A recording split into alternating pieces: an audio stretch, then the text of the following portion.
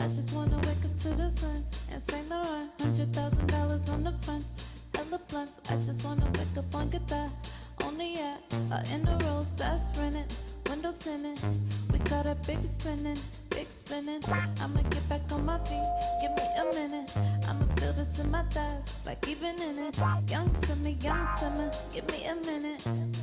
Sundown when shines, break it down, one line, a line. Can't no see me, no flex, be kind. Dollars never show up on CP time. I just wanna wake up on CP time. Wake up to that nigga, leave heat behind. Get a presidential suite, leave with they linen. In the rolls that's rented, windows tinted. Sundown when shines, break it down, one line, a line. Can't no see me, no flex, be kind. Dollars never show up on CP time. What do you have, a copy? Welcome back, brunches. Hello, everyone. Happy Saturday. It's the 21st of March. It's your girl, Don Callia. It's your girl, Michelle. And it's Sisters Who Brunch. Boop, boop, boop, boop. No, you didn't We need to should do that. get that. I've been trying to get that. I'm going to do it. Bum, I bum, bum, bum. make jingles. No, I something can I do in that. my spare I time. sound better. You've never made a jingle, so... Bum, bum, bum, bum. Anyway, guys, it is the 21st of March. It is our mother's Birthday. birthday. Happy birthday, Mum. mommy. Why? Why did you say it at the You same said time it as at the same me? time as me. So we're a bit late this morning Had a because big bracket. we did the cute thing for our mom. We were like, "Hey, mom, it's your birthday. We're No, gonna." more of I woke up with Michelle standing over me like, hey, yo, wake up. No, because Kalia wasn't getting up, and we had to We had make to make coffee. And was also, like, Kalia "Jeez." made scrambled eggs in the weirdest way. It's healthier. No, it's not. healthy. Tell me, guys, how you gonna scramble some eggs? But she just broke 4 eggs straight into a pan. Then she asked me to cut onion. Then she put the onion in Yes. later, and then she just put the milk forgot. in while it was frying. No, it was a you whole threw mess. the milk in because she's like, oh my God, scrambled eggs Because with you milk. are not. You're meant to whisk the scrambled eggs. It's fattening. I'm not gonna You're already fight with with people. oil. People who know how to make scrambled eggs, if you could please send the recipe through. You scramble it Comment by on our breaking social the media. egg. No, you put it bitch, in the that is pan, not how you do oil, it. You throw whatever you want in it. You No. cook it till Anyway, it's cooked. After that, I'm pretty sure everyone had the shits anyway. Like, I you needed the didn't. toilet, I needed because the of the toilet. coffee. No, it was It was the definitely because coffee. of your eggs. Anyway, it's our mother's birthday. Happy No, birthday. my eggs was good, and my mama loved my eggs. Mama would have loved anything. She's You a made great daddy mom. eggs, and he was like, "What the hell is Uh, this?" I tried to fry. I That's tried. some weird ass I fried tried to egg. fry an and you're egg like, "It's for 2." my He's like, father. "This ain't 2, it's 1." No, it was a thick egg. You know when you fry the egg and then you lay them on top of each other, I don't know and what then they that come out as an elongated. What are you doing? Don't tap the Ah, mic. I think it's a spider web. No, you're a spider web. So apart from it being our Mother's Day, our mother's birthday, it's also Human Rights Day. Human rights Click all on the it. time. Um, It's a rhyme, but that's- so we know that a lot of the celebrations and commemorations for the day have been cancelled because of COVID-19, the lockdown, Oh the fact my that you God, our can't best be friend, COVID. Yes, COVID. We can't be gathering with more than 100 people, so a lot of the commemorations have been cancelled. But it's not going to be cancelled for us. So we're No, going to it's commemorate it not. in studio. We're going to Oh, be doing a yes. lot of unpacking, like the ideological and political understandings of human rights. Oh I look at my. Are Kalia's you going to face. do all the political stuff? I just want you to actually have an understanding. And we're also going to look at how, especially in this time right now with the coronavirus, how important it is that even throughout the panic and hysteria that's going on, we need to make sure that everyone's rights are still being protected and respected. Right? Does that make Wow, sense? you rhymed. Yes, that's... Protected and respected. I'm a rhymer and No, you're I'm a not. poet and I didn't even know it. Stop it. Yeah, I mean, that's just... Don't ever do that again. That's just how we do. We're also hopefully going to be speaking to Gershwell Brooks. He's the communications coordinator for the South African Human Rights Commission. So fingers crossed. You can open that phone. I think I got, I know the code now. It's just about whether he replies, but I hopefully he will. And Gershwin! It's Gushwell. Oh, You see, maybe if you get the guest names right, they'll actually call us back. Gushwell. Because, yeah, as you said, with COVID-19, guys, things are so unpredictable and we don't have Wi-Fi at home, which is just a pain in Because my our butt. father was like, Wi-Fi, you don't need it. No, it's he expensive." doesn't- And now he's like, oh, we should need it because now my daughter's He a better doesn't want us and getting... and using the Wi-Fi there and getting more sick. It's also because he doesn't want us to be on the internet all the time. Like, he likes Yes, that we that have he nothing can. else to do and that Yes. he can control us. We're his friends. Yeah. We're his friends. We'll talk about that. But to kick off the show, we actually wanted to play a newly released single by South African band Ukoikoi, and it's called Kamahu. I hope I'm pronouncing it right. Probably not. So the song acknowledges, praises, and appreciates the Khoisan of Southern Africa and other indigenous tribes around the world for being powerful and authentic, continuing the practices of their cultural beliefs till this day. The song speaks of appreciation to one's ancestors and traditions, and it's an ode to living legends such as Credo Mutwa.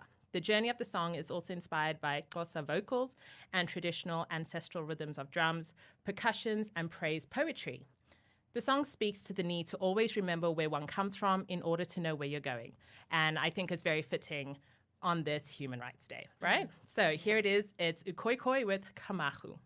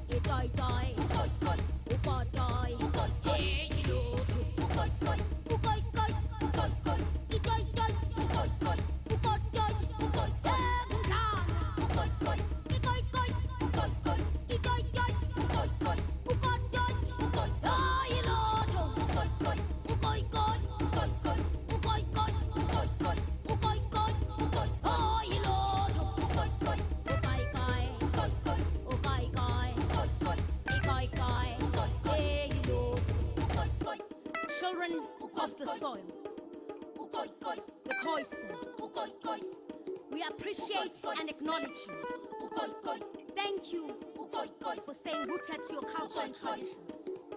Thank you for taking care of Mother Nature. Thank you for taking care of Mama Africa.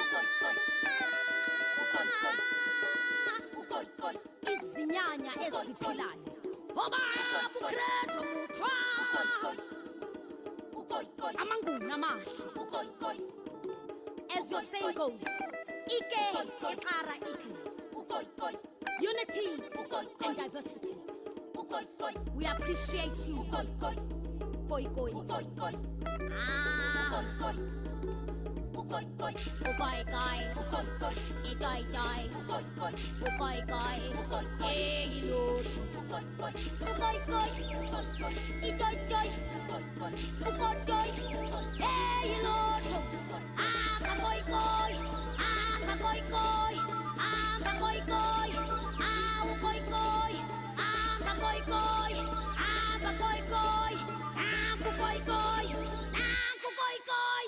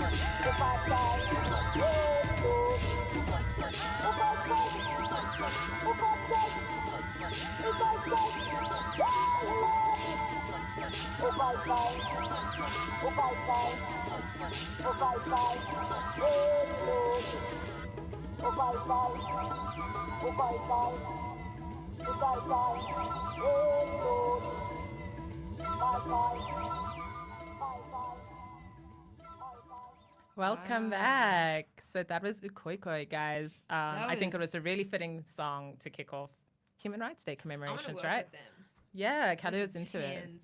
And maybe I feel every emotion. I know, I From, felt it. from when she started, you're like, Yeah, insane voice, right? Yeah. Amazing. So welcome back, Brunches. You're listening to the 1873 FM. Today, it's our mother's birthday. So it's a special day in our lives every year since we were born, I guess. But it's also Human Rights Day. happy birthday, mama. Oh, we're saying Just gotta happy get birthday, that on Mama. camera. Did Happy you say birthday, it? mama. It's your birthday. Okay. Yeah, like I said, it's also Human Rights Day. Now, in South Africa, we have quite a few public holidays, right? Mm-hmm. Which I guess is fair enough after all the shit of apartheid and we need the reparations. But I guess like some people can't always remember. We do. But people can't really remember events that led up to the days, right? Because we have quite a few, which is fine. But I do think it's really important to kind of jog our memories and remind ourselves why we commemorate Human Rights Day. So we've put together a little reminder for you. Kelly can play that. Package. Yes. Is it this one? Yeah, the number one. I only get it wrong and then she kills me, guys. I will.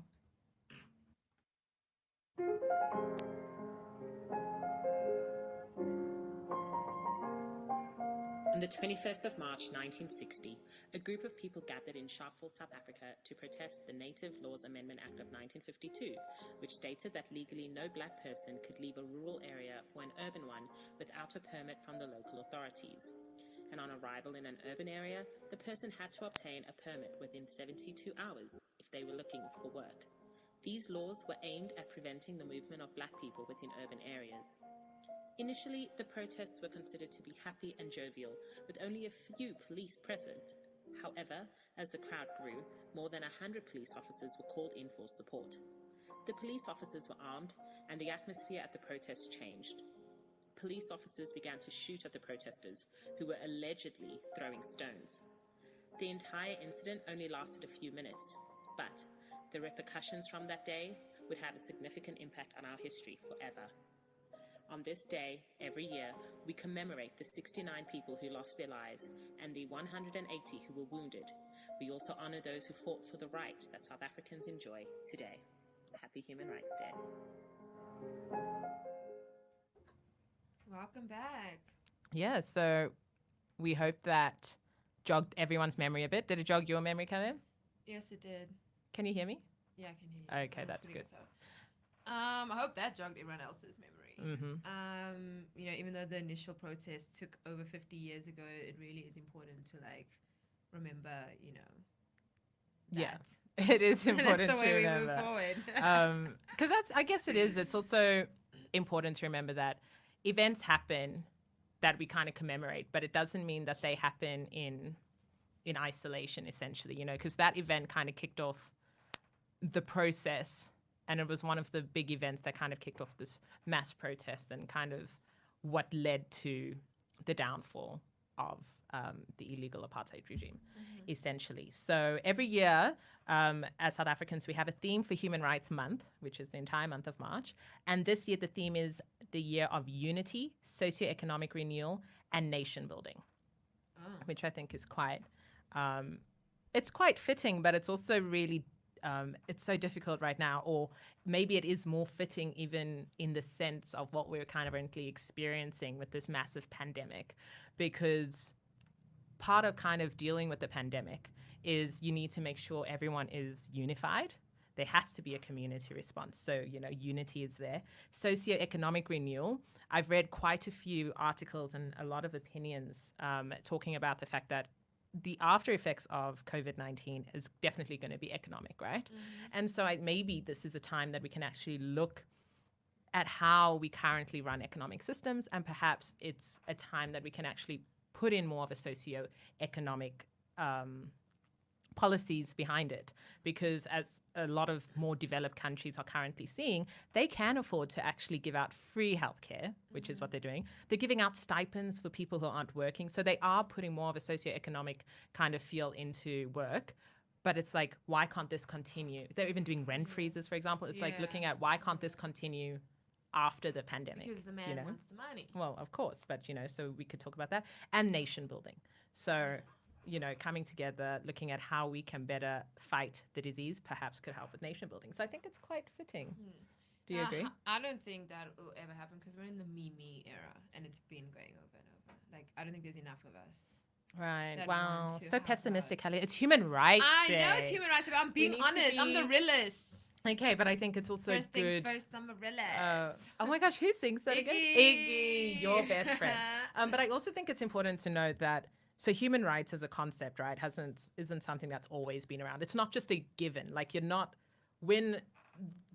so there's a lot of debate when you look at the theory of human rights, and there's debate saying you're not born and kind of it's not just an idea that, yes, you do have human rights. Do you know what I mean? It was so the idea kind of sprang out in the 18th century, and then it became solid, or the United Nations signed it into international law in 1948. So the concept is quite new and people talk about it. But what we are very lucky about, and in South Africa, what we are grateful for, is that our constitution is actually hailed as one of the most progressive in the world, because it is really the ultimate protector of human rights.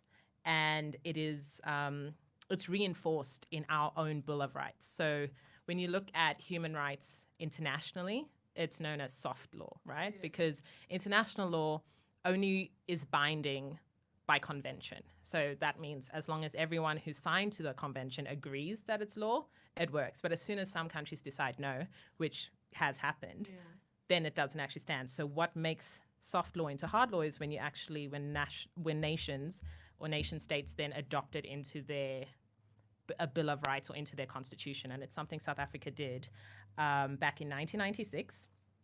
And so we have our own Bill of Rights. So it's really difficult for anyone, including our government, to take away the basic rights of a citizen. So we have something very different compared to, say, the United Kingdom, for example. They have a Human Rights Act, which was signed only in 2002. But that is in conjunction with the European Court for Human Rights, right? And so I think that was the problem with Brexit, was that they were talking about actually what happens to human rights as a concept, because we don't actually have it. They don't have a Bill of Rights. It's not written into their constitution. And America has something different as well. So it is really interesting to kind of look at, but I think we should just be again, on this day, we should commemorate and remember that we have a very progressive constitution. I think that sometimes there are times where policy and action don't really meet. So yes, we have the policy, we have the bills, but perhaps the actual practicality of carrying it out doesn't always happen. Yeah. But we should know that our human rights are very strongly protected in our constitution. So that's something else we can kind of talk with Gershwell Brooks from the South African Human Rights Commission. I can confirm he will be interviewed When? at Hoppers One. Okay, nice. Yeah, I know. Well, we have a comment from Philip Sabanda. And Okay. he was like, what is the number to call? Because he wants to call in live. Oh, awesome. Yeah. Philip, what we will do, I actually don't know. We've never had someone who's wanted to Wanna call call in live? in. So Yay! this is really exciting. So what I'll do, Philip, is I will go and find that out for you. And we'll type it on the little messenger. Yeah. We'll take a music break. And need it. then we'll come back and we'll give it to you. And then definitely you can call in and we can have a chat. Talk about human rights. Yeah, awesome. Thanks, Right. guys.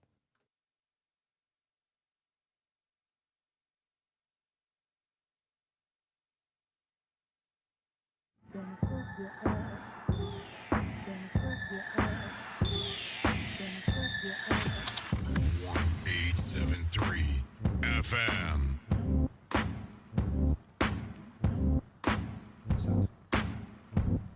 Like a precious stone that I wanna keep. I don't wanna lose you in my sleep. Gotta keep you here, keep you alive. Never gonna let you go, never let you go. Like a precious stone that I wanna keep. I don't wanna lose you in my sleep. Gotta keep you here, keep you alive. Never gonna let you go, never let you go. You got me on a good foot, now I'm gonna f you up. Gonna shook you up, gonna shook you up. Now I just wanna be your prisoner. Now I just wanna be your prisoner.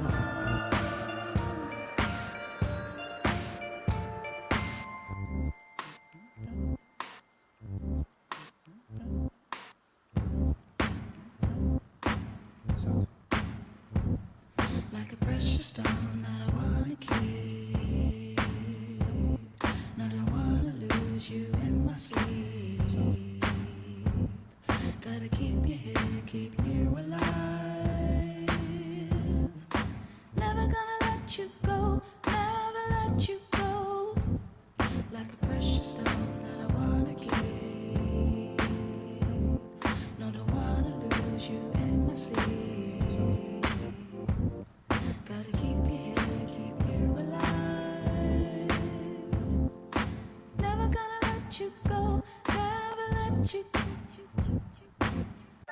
You got me on a good foot, now I'm gonna f you up. Gonna shook you up, gonna shook you up. Now I just wanna be your prisoner. Now I just wanna be your prisoner.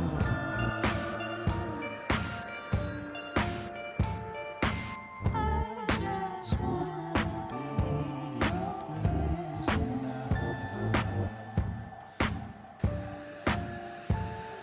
I just wanna be your prisoner.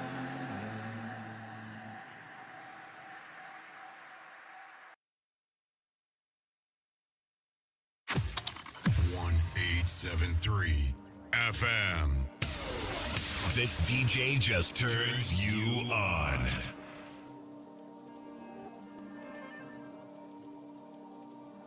Not your friend, not your enemy.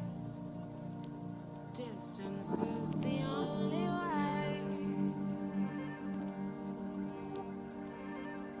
You're saying that I'm sensitive. I feel you a mile away. Not your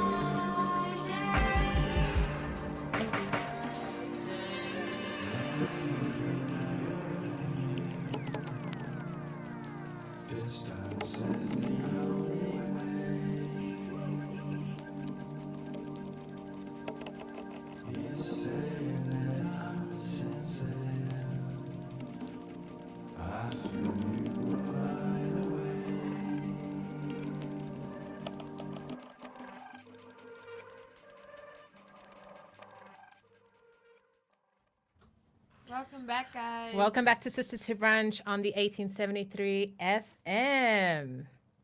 Yes? Yes. Yes, It's your yes. girl, Don Callia. It's your girl, Michelet. Today we're celebrating Human Rights Day in South Africa. But as I was saying before we went on the musical break, human rights as a concept is not something that's always been around. The Universal Declaration of Human Rights was adopted in 1948 by the United Nations. And we've got a bit more background information for you guys. Kels, do you want to get it on our palette? Oh, yeah. Yeah.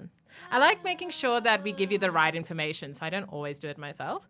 But hopefully this will kind of give you more of a background and jog everyone's memories just about the concept and what human rights are.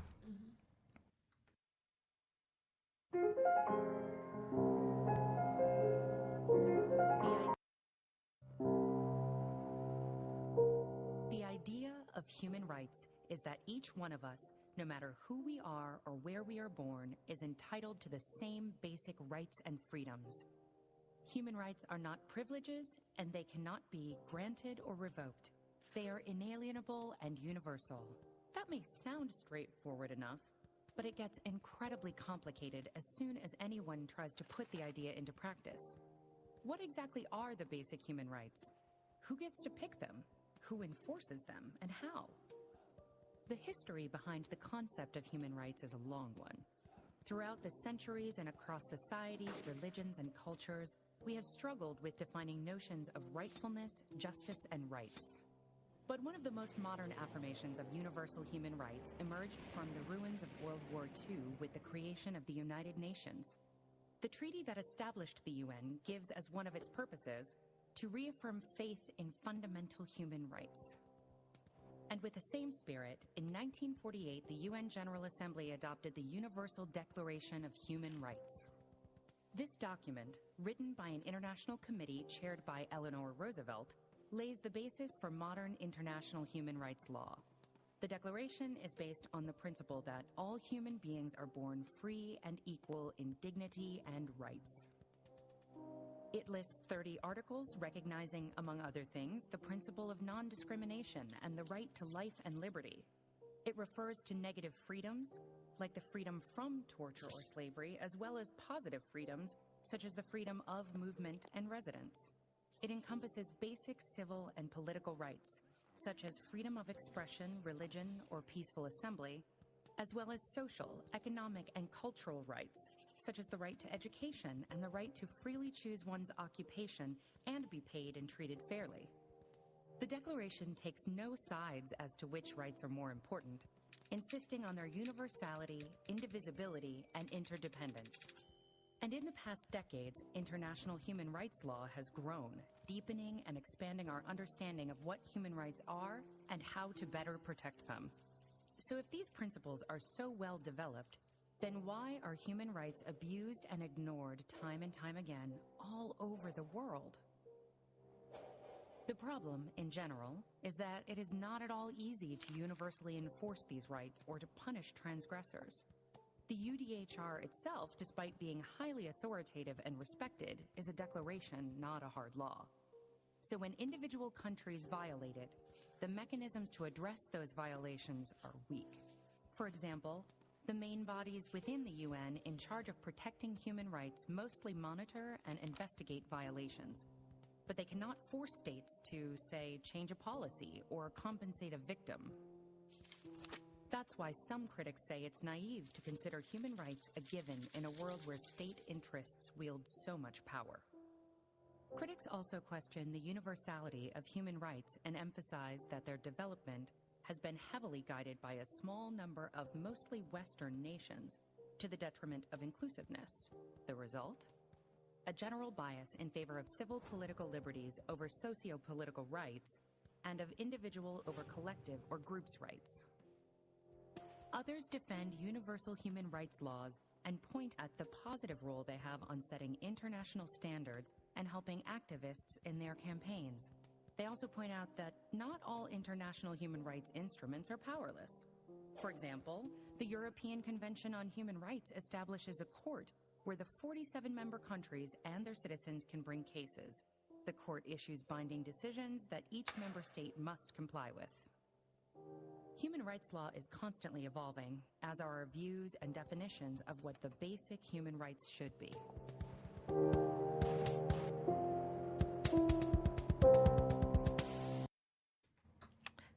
Wow. Did you learn anything from that, Kalia? Yes. What did you learn? She has a nice voice. Yes, okay. That Apart from our that, human rights is constantly you need to evolving. take those down, don't you? No. Oh, okay. Because our mic's on. Yes. Right. Sorry to those who may have found that a bit I'm soft. sorry to this man. I know. We are playing it off the system, but I think there's just some volume issues at the moment. Yeah. So hopefully you guys can hear it. Yeah, they can hear it. Okay, that's good. So that was just like a bit of an informational about the Universal Declaration on Human Rights and just the universality behind it. Kelly, what I wanted to ask you, though, is what does the concept of human rights mean to you? Because I think that's something that's also important, is to realize that, yes, there is this international regime and there is this concept of human rights, but individually, I always find it quite interesting to understand what it means to you. So to you, if I say, what do human rights mean to you? What does it mean to you? I mean, it means that everyone has equal rights and opportunities to be able to live where they want, speak their minds, have access to things maybe other people do and they don't, but everyone should have access to that, like education, medicine, jobs, etc. Yeah, that's for me human rights. So it's this idea that they should kind of enshrine equality amongst people. Yes. Yeah. It's quite interesting. So I listened to an interesting TED Talk by Shami Chakrabarti. She's like one of my favorite human rights activists, as you can say it, authors. She's from the UK. And she gave this TED Talk back in 2014. And she was talking about human rights as a whole in the 21st century. But I just wanted to play you guys the part where she talks about which human right she believes is the most important, because I found it quite interesting. So if you could play that as well. It's just the third one, yeah. So let's listen to Shami. And the most important human right of all, I wonder if you can guess what that is. Well, in my opinion, it is the right to equal treatment under the law. We lawyers call it non-discrimination. Translated into human, it's empathy. Treating other people as you'd like to be treated yourself, walking around in someone else's shoes, etc. You find the germ of this idea in every great civilization and tradition on earth. Why is this the most important? Why is equal treatment more important in my view than torture and slavery and free speech? Because if we practiced empathy, there would be no torture or slavery or incarceration without charge or trial. or undue interferences with speech and conscience and so on. Because whatever they say, whatever powerful interests and bigots and hateful people tell you, they all love human rights. Their own. Yeah? We all love human rights. Our own and those of our family and friends and people that we identify with. It's other people's rights that are a bit of a problem.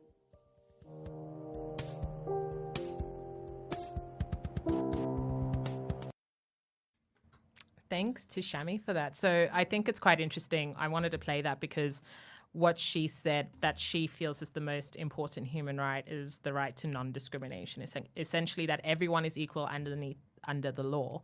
And she translates that to the idea of empathy, right? So this idea that if you treat people how you want to be treated, if you can actually understand what it means to be in someone else's shoes and you practice empathy, you'll then respect these other human rights abuses wouldn't happen, or these like other human rights we enshrine, like the right not to be tortured, the right not to be enslaved. You also can't be biased.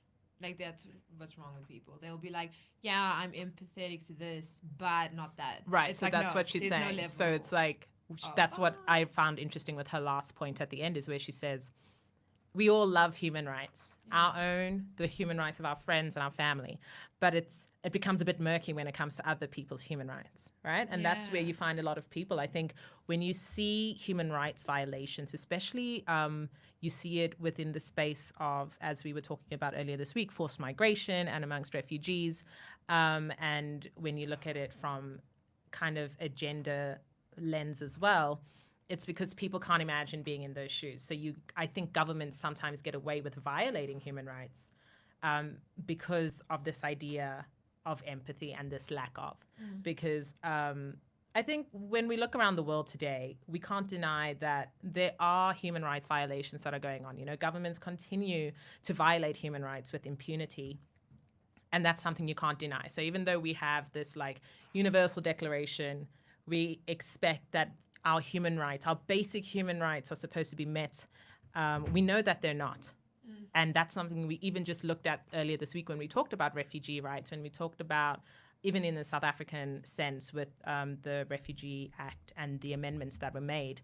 And a lot of it was discriminating towards refugees, saying you can no longer work, minimizing their access to education. Like that is going against human rights, but it's like when it's against a particular group of people, governments then try and justify it, right? So in an article written for The Guardian, I read it quite a few years back, I think about 3 years ago now, Eric Posner, who's a professor at the University of Chicago Law, asked some really cool questions that I kind of want to share with you guys. So he asked, why do more than 150 countries out of 193 countries that belong to the UN engage in torture? Why has the number of authoritarian countries increased in the last several years? Why do women remain a subordinate class in nearly all countries of the world? Why do children continue to work in mines and factories in so many countries? Right, so he's asking that question when we have this universal human rights regime. And then he continued to say, the truth is that human rights law has failed to accomplish its objectives. So I think that's like a very strong statement to make, right? He's kind of saying the fact that we are still able to ask these questions as to why these human rights violations are happening proves that there's something amiss within human rights law, within the universality of human rights. And as I was mentioning at the top of the hour, there are these like really theoretical and philosophical debates that go on academically regarding human rights, and especially human rights theory, about whether they're inherent and whether they can just be assumed. And like I was saying earlier about soft law versus hard law, we know that it's really difficult to enforce international laws on countries because of sovereignty and because of the fact that international law doesn't always trump national law. So the reason why the European Convention on Human Rights was so important is because that actually does trump national law, because all member states of the EU have to adopt the convention. So yeah, I just think it's just such an interesting topic, I think, when you start to unpack it. So it's like saying we have human rights, that's what we're meant to have. But then we also know that they're being violated. So how do we make sure that we're questioning why these violations continue to happen? And something that we also discussed when I was doing my degree, which unpacked even a lot more, was looking at the idea of human rights for whom, right? Because when you look at the signing of the Universal Declaration of Human Rights, this was in 1948. And when you see a photo, so there's a photo after they signed it, and it's just 12 white men from the developed worlds who signed this declaration into law. And we also know that there were men around this table who represented countries where a large population of their citizens were not afforded the same rights. So look at America, for example. I think it's a perfect issue. They signed this in when they still had Jim Crow laws in place until the 1960s, where to this day, communities of color, the Latina community, the African American community, are not afforded the same rights. Do you know what I mean? Yeah. And then you also had a lot of countries who signed that declaration who were still colonizing other countries, you know? Where was Africa's representation in the signing of the Universal Declaration of Human Rights? Do you know what I mean? So when you ask those kind of questions, you can kind of look at, well, human rights for whom? Yeah. Is it a point, who was in charge, who was involved in that discussion of asking what should the human rights be? Because, I mean, they obviously are these human rights. Should there be more human rights added to it? Should there be less taken away? Should we question the fact that this was signed in 1948? There's so many questions to kind of ask, and it's something that I want to talk to Goshwal about as well. We have a comment from General Manas who says, the imposers of human rights violates human rights to begin with. Oh, so is he saying imposing whatever human rights? So the fact that you're saying that these, but then the whole concept of human rights wouldn't have been a concept if they're not being imposed. Do you know what I mean? I think I'm just kind of confused as to the question. But I hear what you're saying, and there's definitely something to be questioned or mindful about in that. I just think it is important to be mindful of these issues, because I think while it's great to say we have these rights and we commemorate a day like Human Rights Day and we celebrate international treaties, it's also important that we continue to interrogate them and their abuses so we don't lose them. And like I was saying, international human rights law is so ambiguous and difficult to enforce due to sovereignty and consensus, and different countries have different ideas. But it's important that individual countries adopt human rights law into their national laws. I think that's definitely something we should talk about. And as I said, as South Africans, we are in a good position because human rights are enshrined in our Bill of Rights. So I think that's something we should celebrate. Well, I mean, we should ask, do South Africans see that, though? Yeah. Even though it is there, do they feel that we, have the human rights? So are you asking... Practicing it. Right. So that's a question that anyone's listening in. Do you believe that our human rights are being enshrined? Do you think what are your thoughts on human rights as a concept? I think the comment that was made earlier that imposing human rights is a violation of our human rights. That could also be a question. Yeah, that's quite interesting. If you could unpack that further for us as well, that would be quite great. But there are so many thoughts and questions. So when we come back, I'm really excited that we'll be speaking to Goshwal Brooks. He's the communications coordinator at the South African Human Rights Commission. And we can pose these questions to him just because it is such a complex discussion. And as we mentioned, Sisters Who Brunch, the whole idea behind the show is to be part of the movement towards securing gender equality. And, women's rights and their violations are real. So we'll have a look at that as well. But that's what we'll do when we get back, because my voice is dry from talking. You like talking. I do enjoy talking. It's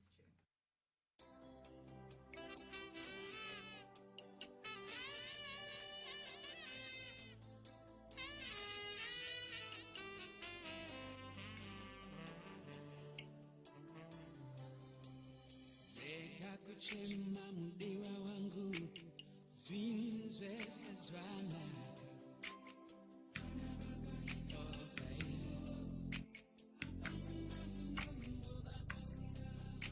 sabugu watotipa umbumo chiko tunga titati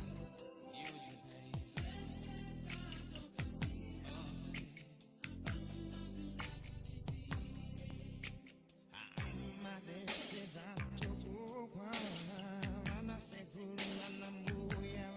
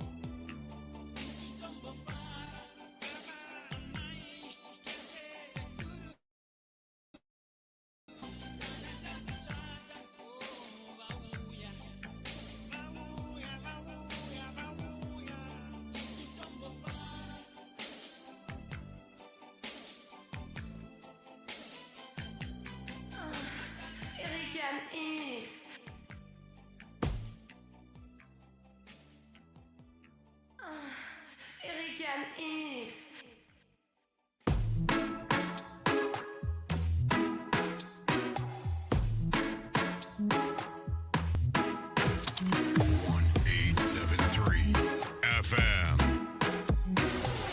This DJ just turns you on. Yeah, they thought that you was a shy girl until I made you my girl. Girl, you pushed me like a big boy till I cuffed you like you did something. You ain't gotta wait for it. You ain't gotta wait for me to give you my love. You ain't gotta wait for it. Things are getting sticky, girl, I think that I'm stuck. I'll admit I'm wrong, but I know that you gon' come for me. Yeah. Never gonna not hit by your love and it's just to me. And every time you hit my phone, you say you need company. Oh, I'ma run up on you. I'ma run up on you. I'ma run up on you. I'ma run up on you. I'ma run up on you. I'ma run up on you. I'ma run up on you. I'ma run up on you. I'ma run up on you. I'ma run up on you. Girl, you used to being quiet till I brought that loud. You say your dollars is a mountain, and your mama your accountant. You watch your figures, you a big deal. Got your Fresh Prince and a big wheel. Polo mink coat, that's a big kill. Put you on the phone like a windshield. I'll admit I'm wrong, but I know that you gon' come for me. Yeah. Never gonna not hit by your love and it's just to me. And every time you hit my phone, you say you need company. Oh, I'ma run up on you. I'ma run up on you. I'ma run up on you. I'ma run up on you. I'ma run up on you. I'ma run up on you. I'ma run up on you. I'ma run up on you. I'ma run up on you. I'ma run up on you. Major keys, I'm the boss. Don't Griselda go off? Left from the loft and went to Bergdorf. Most of these dudes is really quite soft. 45 special, this is my cloth. About to drop an album, this is my fourth. I don't put sugar in my spaghetti sauce. Drop a freestyle and get these hoes perched. Fire burn, the orb your man Jersey girls, when my girls get right. 'Cause it's another day, let your light shine bright. Ain't none of them in your life. Trim it up the game pan like them walk code. Just link with some hot gal outer road. Trim it up the waist small, pretty boss wine. Rolex, not that pan on the dirty girl tie. Yo, I told him pull up on me, faster than Danica. That's on the lawn trying to blow him like harmonicas. He call me queen, he know Nikki is the moniker. He wanna mix between Hillary and Monica. I switch it up, I switch it up, rip the beat and I stitch it up. Traveled and I bounced up all Sinead, sir. Barbie, I link up Major Lazer. I'ma run up on you. I'ma run up on you. I'ma run up on you. I'ma run up on you. I'ma run up on you. I'ma run up on you. I'ma run up on you. I'ma run up on you.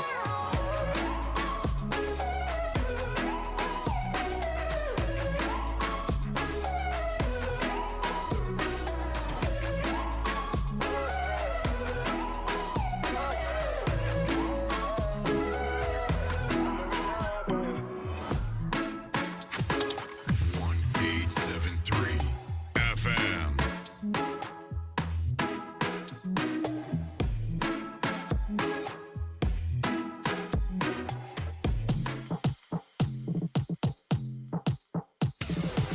This DJ just turns you on. Y'all can stop me now.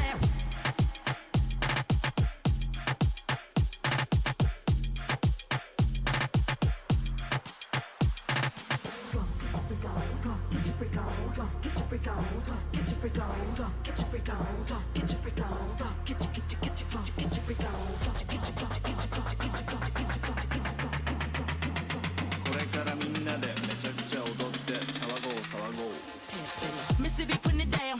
I'm the hottest round. I told y'all mother, y'all can stop me now. Listen to me now. I'm lasting 20 rounds. And if you want me, then come on get me now. Is you with me now? The biggie bounce. I know you dig the way I switch my style. Holla, holla. Move with your DJs. Move with your DJs.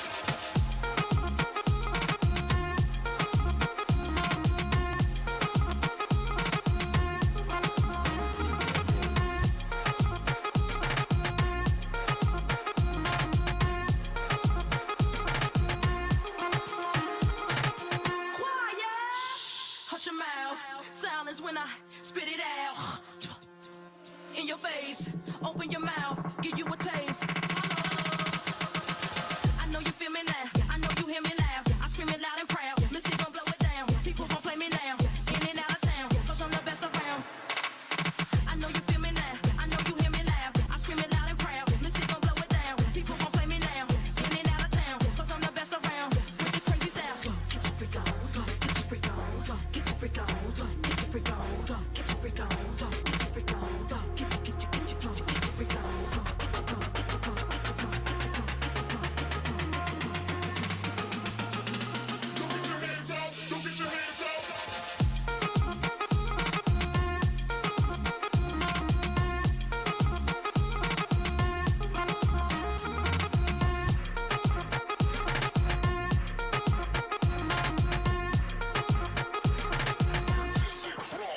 Y'all can stop it now.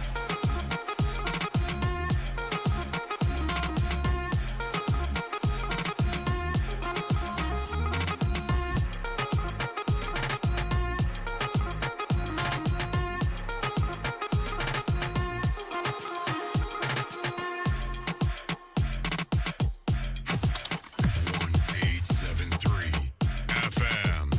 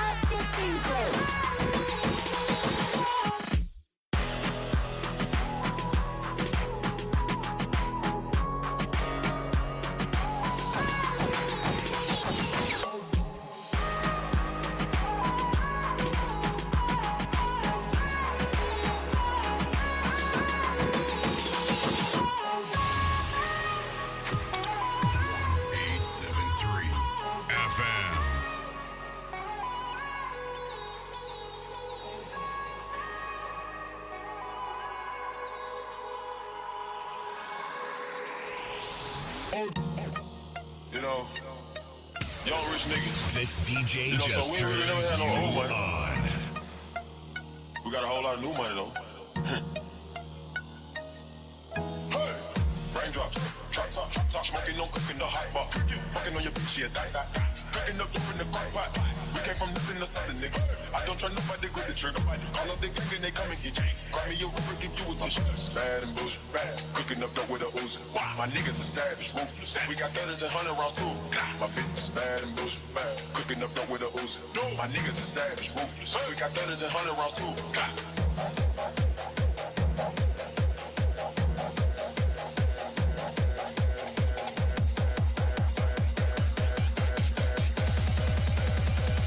Bad and bullshit, bad.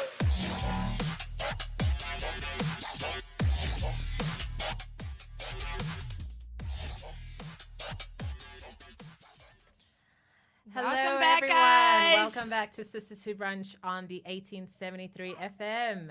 Thanks to everyone who's been listening so far. We are commemorating Human Rights Day, and we're so grateful to Gushwal Brooks from the South African Human Rights Commission, who's agreed to speak to us. Hi, Gushwal. Hi, sorry, the line seems to be a bit patchy. Oh, no. I'm struggling to hear you. Oh, hello. Can you hear me now? Hello, can you hear me now? Gushwal, can you hear me? Hello, can you hear me now?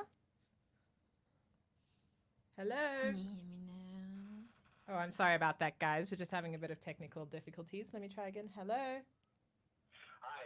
Hi, can you hear me now? Much better, yes. Oh, that's awesome. Thanks so much. So I was just saying that we're really grateful that you agreed to speak with us today. So first things first, we just wanted to ask you, why is it so important that we continue to commemorate Human Rights Day today? Well, ultimately, its historical significance is, of course, one of the biggest massacres that occurred under the apartheid regime. But I think in present time, it's also testament or bears testament to the rights that we have today and the struggles that people fought prior in trying to attain and obtain those particular rights. Right. And we need to remind ourselves constantly of the rights that we do have today, and especially now in South Africa where human rights violations still occur on a day-to-day basis, whether it be person to person or broader entities that violate and do not respect the rights of ordinary people. Yeah, definitely. And so as you were mentioning, and like we were talking about the show earlier as well, is that we're kind of living in very uncertain times, not just within our country, but globally. And, you know, there's this feeling that, as you mentioned, human rights are slowly they're being violated, but they're also slowly being eroded. What are your views on this?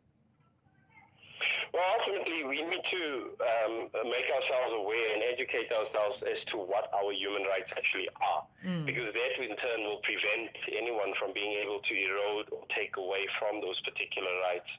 And one of the key things that the Commission is tasked with in terms of our threefold human rights mandate, or mandate in terms of the Constitution, is to, of course, promote and educate human rights, or, under promotion is to educate people about their rights. Right. But it's incumbent on everyone, the state, civil society, faith-based organizations, ordinary citizens, to acquaint themselves to know what those rights are, so that if those rights are eroded, if those rights are not being adhered to, or they are being violated, that ultimately people are in a position to hold those who violate their rights to account.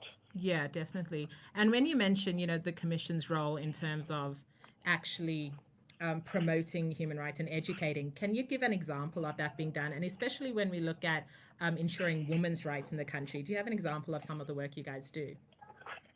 So ultimately, a conversation like this via the media is exactly that. It's done with the aim of promoting human rights.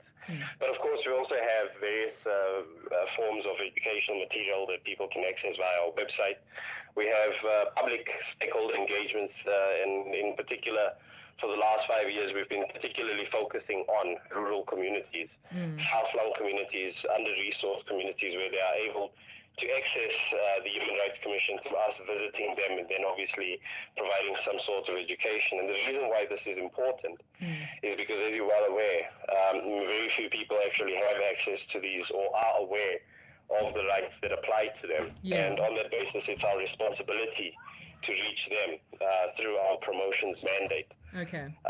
So you know, there's many forms that our work takes, whether it be through communications or advocacy, or direct community interactions. Yeah, definitely. And you mentioned the role of the media, and it's something that we're very mindful of as radio presenters.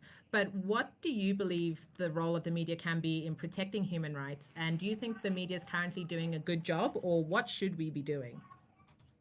I think in South Africa we have an independent media that's very much savvy and aware of where people's rights are being violated. Maybe not, the media might not be directly aware that it's playing a role in that specific space. But if you look at how corruption has been, the lid on corruption has been lifted through work in the media, whether it be books, whether it be coverage of what has been referred to as state capture, that in itself highlights how people's rights have been violated, because ultimately, especially in the instance of corruption and theft and non-delivery, what happens is that money and resources that should be aimed at the further of human rights, say for example housing, schools, healthcare, those things are being shortchanged ultimately because someone is stealing that money rather than applying it to where it's supposed to be. Yeah. So these are examples and big examples of how the media has played an absolute awesome role in that space. But just one final observation is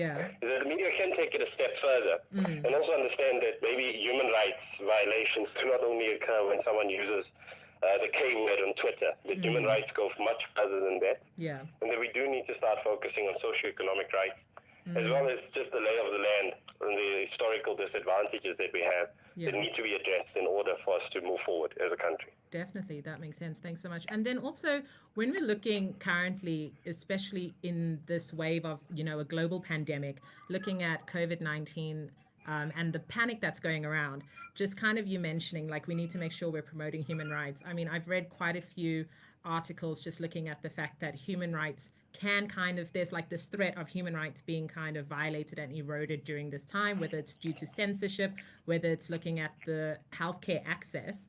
Do you have any views on this, and how is the Commission actually working to make sure that people's rights are being protected right now? Well, ultimately, I just want to make it clear that the Commission supports some of the measures that the state has taken in the interim in obviously limiting the gatherings and interactions, and it can be viewed as a limitation on the right to, freedom of association, freedom of movement at present. When we look, and even maybe a limitation on the right to education. Right. If you look at the fact that children are being kept out of school, that we can't gather in crowds larger than 100, and that we have to practice what has been referred to as social distancing. However, those are important measures being taken to protect other rights in the form of the right to health and the right to life as well. Yeah. Those are rights that can be abused, or that, this is a situation that can be abused and can turn nasty. And that is exactly what the Commission is there for, is to ensure through its monitoring mandate that there is no abuse. That in fact what we see is that the state is exercising its responsibility with due diligence and care with constitutional rights in mind. And I think definitely, and for the Commission, ultimately puts us at ease that the state is trying everything to ensure that we don't have a health crisis on our hands that actually does become a violation in itself, where people are dying and hospitals can't access the necessary medical assistance that they require, whether it be for COVID-19 or any other illness. Right. And because I think also looking at it, a lot of perhaps people who on the lower socioeconomic spectrum who perhaps cannot access healthcare services that people on Medicaid or medical aid can, if people feel like they... I'm sorry, I just missed the gist of that question. The line failed us again there. Oh, sorry. Can you hear me now? Hello? Hello, can you hear me? Yes, Okay, awesome. Sorry about that. Yeah, I was just saying about, so if people do feel, especially whether it's within this pandemic or if they ever feel that their human rights or their accessibility to services are kind of not being as prioritized compared to other people, what steps can they take in terms of approaching the Commission at all? So the Commission is very accessible. You can reach us via our website on www.sahrc.org.za. We also of developing an app, a cell phone app, a mobile app, that would also make the complaints procedure much easier. And of course, if you go onto our website, there's contact details for all 9 of our provincial offices in the country. And so we would advise people to get a hold of us. Obviously, because of the COVID-19 outbreak, we have had limited visits to the public, so we're not doing face-to-face consultations at the moment, but there is a list of numbers that we've updated on our website where people can reach our provincial offices and speak to provincial managers and legal officers. Okay, awesome. Thank you. And then before we let you go, we just had 2 questions we wanted to ask that came from our listeners. One of the first ones they mentioned is they believe imposing human rights on us is a violation of human rights. Is this something you've heard before? Yeah. Okay. So That's we quick. don't Just know how say to no. answer that. Yeah, I was just like, because you didn't know how to answer that, and I was like, I'm not sure. I'd just pass it on to. How do you answer that kind of a question? I'm actually quite flabbergasted. The fact that that person could say that communication is already an indication of the fact that we have human rights. So that person has freedom of expression, and as much as I disagree with those notions of human rights being imposed, supposedly, the fact is that that person has protection under the law and the Constitution in the form of human rights to express themselves. And just because they feel that, I don't know, they don't want to protect the rights of others, they have the right to have that opinion. However, if they act in a way that limits and obviously abuses the rights of other people, well, then they will find themselves in trouble. Yeah, definitely. And then we have just one more question. So one of our listeners said it's a case of a woman who was raped by a police commissioner, and this police commissioner then bragged about it, and they wanted to know how could they make a case for this through human rights? Like, how do they argue a case as this is a violation of human rights? Well, I mean, I think the first leg there would be that this is a criminal offense. Rape is a criminal offense, and I think that the penalty that you would find, the imprisonment of a person who is guilty of rape, is a far more severe consequence than what any human rights legislation or provisions can provide at this stage. I mean, that's an additional aspect that can be dealt with, and I think our sister institution in this instance being the Commission for Gender Equality, which is another Chapter 9 institution, would be better placed to deal with that particular matter, because they specifically set up to deal with gender equality and all complaints related to gender and human rights violations based on the basis of sex and gender. Awesome. Thank you so much, Gushal. And just before we let you go, I just wanted to ask, what advice or message do you have for our listeners in terms of making sure we continue to fight for our rights? I think just also in terms of practicality, because today is a public holiday and a lot of people kind of forget why we commemorate it. But also it's like it comes and goes. But it's also, I think it's really important to remember practical steps we can take on a daily basis to ensure that our human rights are kind of intact or that they remain. Well, I think it's a bit of an extension to the first question that came through about the imposition of human rights. I think that we can't get anywhere as a society if we're not able to protect each other's human rights as opposed to the notion of just protecting my human rights as an individual. I think that's the biggest challenge that's facing us now as a country, is the fact that many people are aware of their own rights, are very happy to protect their own rights and to highlight their own rights and their own plights, but they're not very much concerned with the rights of other persons, whether those be women, LGBTI and GNC persons, whether it be, the rights of non-nationals, people who are in South Africa, for example, who were not born here as citizens. We're very happy to point out our own plights and our own concerns, but we're not very happy to protect the rights of others. So I think it is also important that we don't just educate ourselves, but that we understand for us to live in a truly free, equal, and dignified society, that we should be able to protect the rights of others as well. Definitely. Thank you so much, Gushal. Thanks for taking time out of your Saturday. I hope you enjoy it, and thanks so much for speaking with us on Sisters Who Brunch. Thanks, Gushal. Only a pleasure. All the best. Thank you. See you then. Thank you. Bye-bye. Cheers. Bye. Thanks so much to Gushal Brooks for speaking to us. He's the communications coordinator at the South African Human Rights Commission. I think that last message that he was speaking about is very true to what we heard Shami Chakrabarti talk about earlier, in terms of the fact that in order for us to ensure our human rights remain, is by making sure to protect the vulnerable and others, not just, oh, my rights are protected right now, so that's fine, because violations do occur and abuses are happening.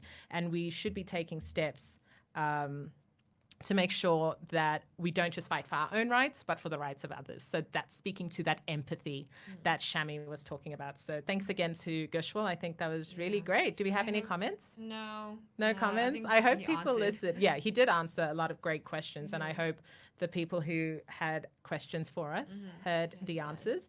I'm always very keen on speaking to the experts rather than me sitting here and being like, oh, I know the answers, because I really don't. But I also think we must, as we commemorate this day, we should also be very mindful and grateful of the fact that we do have a South African Human Rights Commission, a Chapter 9 kind of body that was set up by the government to ensure that our rights are being protected. But also, I think a lot of the time people don't really understand the accessibility. So that's kind of why I was asking Gushwal, like, what can people do? So as he mentioned, you go to their website, and they've got provincial offices as well. Currently, because of coronavirus, their face-to-face consultation is not as, I guess it's not happening right now. But they are also maybe going to introduce an app. And I think that's really great because, like he mentioned, not everyone knows their rights even. Do you know what I mean? Like in terms of, wait, actually, is my right being violated here? So I think it's also equally important to make sure we're educated and informed and we make sure to protect our rights and the rights of others. I also think like we need a shared understanding of human rights, because some people will be like, oh, but that's not what I believe in. I'm like, I think anything that is you put out that's positive, it should be then part of a law or a bill. That's basically, and it's like when people are like, no, I'm like, no, that's stupid. Then you're stupid. Like, well, what do you when you say anything that's positive? Like people are like, oh, how is that? I don't agree with that. Like if you're like, doing this against a woman, someone will say, oh, I don't agree. Sometimes they can, they cause it or da-da-da. And I'm like, anything that's negative towards someone shouldn't be a law or part of a bill. But then everything that is positive should, and everything part of the human rights is positive. So how can someone fight that? Oh, yeah. I hear what you're saying, but it does sound like you're saying, because I mean, negative, obviously abuses do happen to people. So that's why there are laws intact to protect them. So when you say nothing negative. I'm saying if you against human rights, how like someone is going to be like, oh, who are you to say what should be part of human rights and what shouldn't? And I'm saying everything that is part of the human rights is because it's positive output.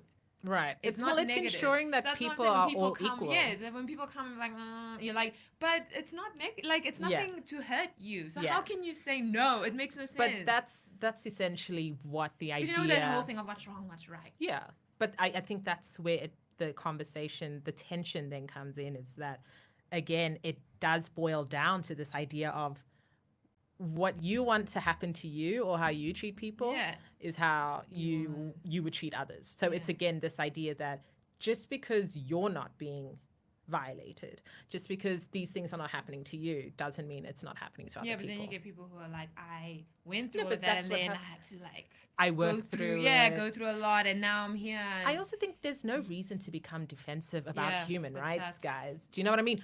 Me having a human right is not taking away yours. Yeah. So when we look at things like fighting for gender equality, when we're saying refugee rights, asylum-seeking rights, protecting the most vulnerable in our communities, making sure there's a universal wage, so that everyone has the accessibility to food and to education, asking for healthcare for all.